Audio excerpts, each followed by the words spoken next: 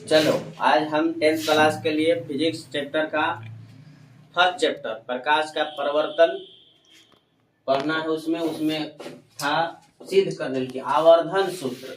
आवर्धन सूत्र होता है m बराबर माइनस v बटा u। इसी को प्रूफ करना है। आज हम इसी को प्रूफ करके क्या करेंगे, दिखाएंगे। और प्रूफ करने के लिए आता है फिजिक्स में कुछ नहीं करना है, अवतल दर्पण एगो ले लेना और उसमें फिगर बना लेना। प्रतिबिंब बनाने के लिए हम पहले के वीडियो में बता चुके थे, तो इसलिए हम प्रतिबिंब बना दिए पहले से। इसमें कुछ होना है, बस खाली सबसे पहले ही देखना है कि दो त्रिभुज हम इसमें लेंगे। दो त्रिभुज ऐसा त्रिभुज लेना है जिसमें देख लो फॉर्मूला होता है आवर्धन बराबर प्रतिबिंब की ऊंचाई बटा वस्तु की ऊंचाई। मतलब प्रतिबिंब की ऊंचाई में वस्तु की ऊंचाई से भाग दे देंगे तो आवर्धन निकल जाएगा। तो ऐसा त्रिभुज लेना है कि जिसमें दोनों त्रिभुज में वस्तु की ऊंचाई और दूरी रहे और प्रतिबिंब की ऊंचाई और दूरी दोनों मिल जाए। तो इसमें देखेंगे कि कौन है। दो त्रिभुज लेके उसको समरूप कर देंगे और समरूपता के नियम से सिद्ध करेंगे। तो देखो एक त्रिभुज है ए बी पी और एक ले लेंगे ए डैश बी डैश पी। ये दो त्रिभुज में देखो कि वस्तु की दूरी है इसी पे आधार पे और प्रतिबिंब का भी दूरी है जो इसी आधार पे है दोनों। तो यही त्रिभुज को हम ले लेंगे। तो पहला हम लिखेंगे त्रिभुज ले लेंगे ए बी पी तथा त्रिभुज ए डैश बी डैश और पी। इस त्रिभुज में हम दो को भुजा को बराबर कर देंगे और हम देख रहे हैं कि कैसे बराबर है। देखो पहला है, हम बहुत पहले पढ़ाए थे कि प्रकाश के परिवर्तन के दो नियम होता है। तो देखो प्रकाश के परिवर्तन से यहाँ से किरण आ रही थी, लौट के परिवर्तन के बाद इधर से गई, ये बीच में लंब के काम कर दिया।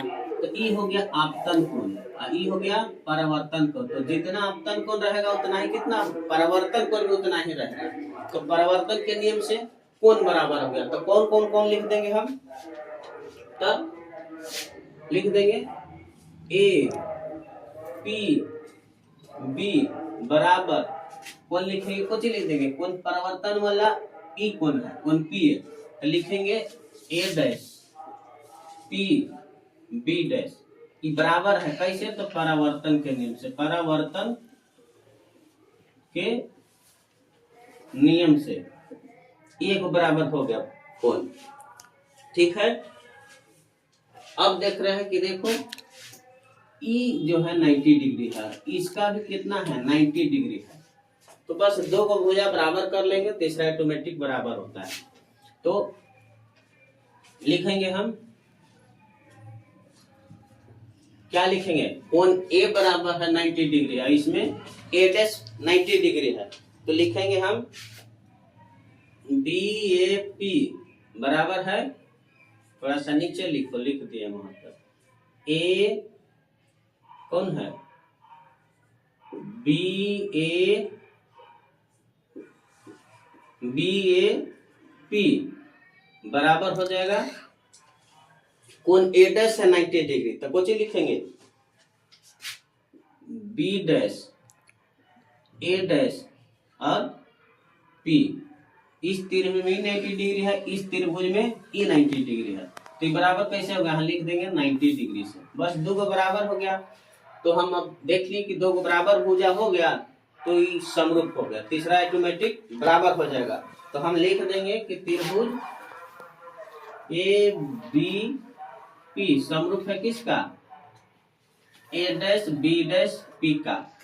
किसके, समरूपता के नियम से। जब दो त्रिभुज आपस में समरूप हो जाता है तो उसका संगत भुजा आपस में क्या हो जाता है, बराबर हो जाता है।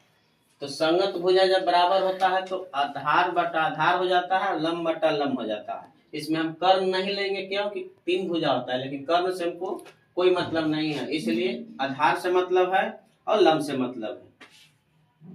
तो अब हम समरूपता के नियम से लंब को ऊंचाई के भाग ऊंचाई से देंगे, आधार का भाग हम आधार से देंगे। तो देख लो इसका ऊंचाई कितना है छोटा त्रिभुज का, ए डैश बी डैश। छोटा वाला त्रिभुज क्या क्या है, ये ऊंचाई है। अब बड़ा वाला ऊंचाई को भागा ऊंचाई से देंगे, तो बड़ा वाला त्रिभुज की ऊंचाई कितना है, ए बी बराबर हो जाएगा, आधार को आधार से भागा देंगे, तो छोटा त्रिभुज का आधार है ए डैश यहां से यहां तक इसका आधार है ए डैश पी, इसका आधार कितना है, तो यहां से यहां तक ए पी, आधार भागा आधार से दे दिए। अब देखो बस यही सिद्ध करना था, समरूप सिद्ध करके और बस ऊंचाई फर्स्ट और ऊंचाई को ऊंचाई से भाग, आधार को आधार से भाग दे देना है और बस इसका मान रख देना है, प्रूफ हो गया। देख लो कैसे होता है। यहाँ थोड़ा सा लिख रहा समरूपता कैसे हुआ, तो एंगल से एंगल उसे कोई दिक्कत ना है, लिख दिए थे। चलो अब देखो यहाँ इसका मान हम पहले रख दिए थे। अगर दर्पण के पीछे कोई दूरी लेना है तो प्लस में, इधर लेना है तो माइनस में, अब अगर ऊपर लेना है तो प्लस, नीचे लेना है तो माइनस, इस चलते हम लिख देते ए पी यहाँ से यहाँ तक किसका दूरी है, तो वस्तु की दूरी है। वस्तु की दूरी से किससे मापते हैं, यू से, सब लिखा हुआ है। ए डैश बी डैश क्या है, ए डैश बी डैश प्रतिबिंब की ऊंचाई, तो प्रतिबिंब की ऊंचाई किससे डिनोट करते हैं, माइनस में आता है क्योंकि नीचे है प्रतिबिंब बना हुआ, तो माइनस एच आई मतलब इमेज, तो माइनस एच आई लिख दिए। अब देखो फिर क्या है ए बी, तो ए बी क्या है, ए बी वस्तु की ऊंचाई, तो वस्तु की ऊंचाई को एच ओ से डिनोट किया बराबर ए डैश पी को हम लिखे प्रतिबिंब की दूरी माइनस भी।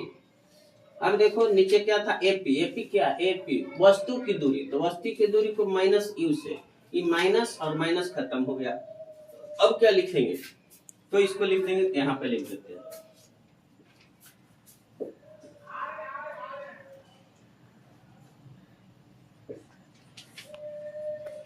एच ओ बराबर हो गया माइनस भी बटा यू। अब देखो ये माइनस को हम नीचे लेके चला जाएंगे,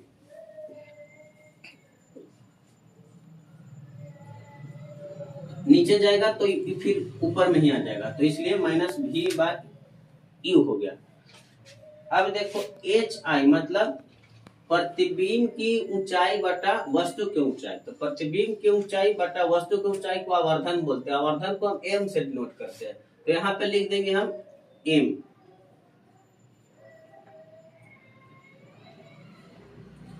बराबर हो जाएगा माइनस भी बटा यू। इसी को प्रूव करना था, यही प्रूफ हो गया, यही पूछता है बार बार। और इस एक चीज और पता चलता है कि अगर आवर्धन का मान एक से बड़ा आएगा तो प्रतिबिंब बड़ा बनेगा, और एक से अगर छोटा आया तो प्रतिबिंब छोटा बनेगा, और एक के बराबर आया तो प्रतिबिंब वस्तु के बराबर बनेगा, इसे भी पता चल जाता है। ठीक, तो आज हम बताए हैं आवर्धन सूत्र सिद्ध करने के लिए। नेक्स्ट वीडियो में बताएंगे दर्पण सूत्र सिद्ध करने के लिए, उसमें भी पूछता है 6 नंबर का, वो भी एग्जाम के दृष्टिकोण से भी है, इसलिए नेक्स्ट वीडियो में हम डाल देंगे उसको। ठीक।